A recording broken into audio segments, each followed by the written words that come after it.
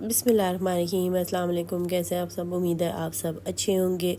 तो चलिए केक के बारे में बात करते हैं, क्योंकि आज का केक जो था वो बहुत ही स्पेशल था। जहाँ तक मैं इसको बनाने के लिए बहुत ज़्यादा एक्साइटेड थी, लेकिन उतना ही इस केक ने जितना मुझे रुलाया है। अक्सर मैं बेकर्स का सुनती हूँ, जब वो कहते हैं केक ने रुलाया, तो मैं कहती हूँ केक कैसे रुला सकता है, लेकिन केक रुलाते हैं, ये सच्ची बात है। जब आपकी एक्सपेक्टेशंस के मुताबिक केक नहीं हो पाता तो वाकई आप रोने वाले हो जाते हो।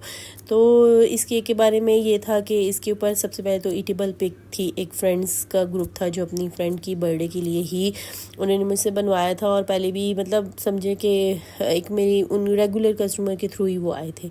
सो ये तो यहाँ तक तो सब ठीक था, ठीक है। लेकिन ये था कि जो इस दफ़ा पिक आई थी वो स्टिकिंग उसकी बिल्कुल भी नहीं थी, लेकिन वो मैंने खुद ही से जो है ना फाउंडेंट के ऊपर हल्का सा पानी लगा के उसको सेट कर दिया था। और फिर इसके बाद इसके कलर्स बनाने थे। उन्होंने जो रेफरेंस पिक्चर मुझे दी थी, अब आई डोंट नो कि क्या इसके ऊपर वर्क काफ़ी हैवी हो गया था, तो इस वजह से जो है तो फाइल पेपर जो था वो सिंक कर गया था।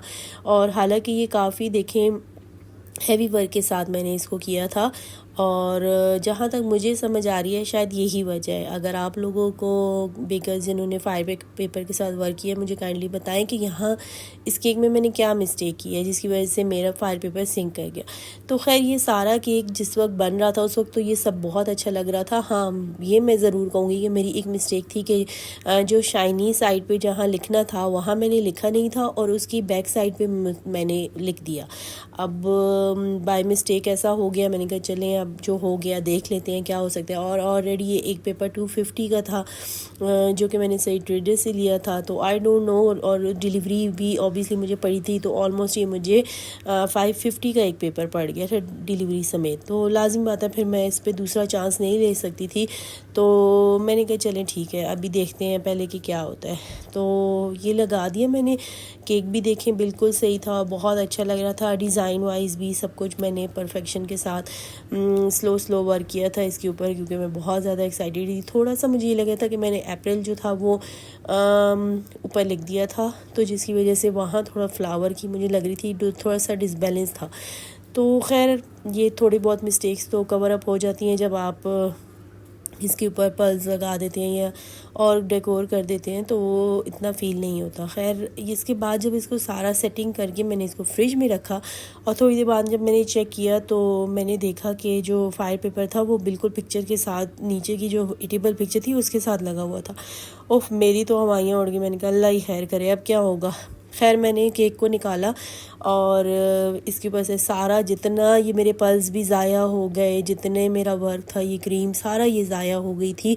और फिर इस सबको मैंने हटा के, लेकिन लाजमी होता है अब करना तो था, सो मैंने सारा हटा के मैंने दोबारा से इसकी नीचे जो क्रीम थी उसकी 2 लेयर्स की। मैंने कहा मे भी शायद वो सिंगल लेयर की वजह से ऐसा हो गया हो, लेकिन आई डोंट नो।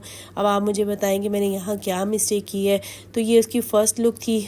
फिर सेकंड लुक में थोड़ा सा क्रीम का वर्क ज़्यादा हो गया था, लेकिन अच्छा लग रहा था। कस्टमर ने मुझे कोई रिव्यू नहीं दिया, हालांकि मैंने उनसे स्पेशली कहा था कि आप मुझे लाजमी बताइएगा, लेकिन कोई भी गुड या बैड दोनों रिव्यू में से कुछ भी उनकी तरफ से नहीं आया। और फिर मैंने डर से, सच्ची बात है, उनसे पूछा ही नहीं कि उनके फाइल पेपर के साथ क्या हुआ। तो बस ये थी इसकी कहानी।